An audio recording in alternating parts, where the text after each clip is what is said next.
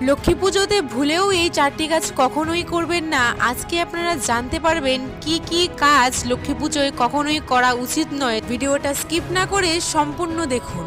প্রথমত, মা লক্ষ্মীকে কখনোই তুলসী পাতা নিবেদন করবেন না, এতে আপনাদের জীবনে চরম দারিদ্রতা নেমে আসতে পারে, লক্ষ্মী হবেন রুষ্ট। কিন্তু মা লক্ষ্মীর সাথে যেহেতু ভগবান নারায়ণের পুজো করতে হয়, না হলে মা লক্ষ্মীর পুজো কখনোই সম্পূর্ণ হয় না, তাই নারায়ণকে কিন্তু তুলসী পাতা আপনাকে অর্পণ করতেই হবে এবং সেই তুলসী পাতাটি আপনাকে পূর্ণিমার পূর্বেই সংগ্রহ করতে হবে। এর কারণ পূর্ণিমাতে তুলসী পাতা তোলা নিষেধ। দ্বিতীয়ত, মা লক্ষ্মীর পুজোয় কখনোই ঘণ্টার ধ্বনি ব্যবহার করবেন না। ঘণ্টার ধ্বনি ব্যবহার করলে আপনার জীবনে কিন্তু চরম সংকট নেমে আসবে। তৃতীয়ত, মা লক্ষ্মীর পুজোর সময় কখনো লোহার জিনিস ব্যবহার করবেন না বা লোহার বাসনপত্র ব্যবহার করবেন না, কারণ মা লক্ষ্মীর পুজোর সময় লোহার বাসনপত্র বা লোহার কোনো উপকরণ ব্যবহার করলে সেই স্থানে মা লক্ষ্মী কখনোই বসবাস করেন না।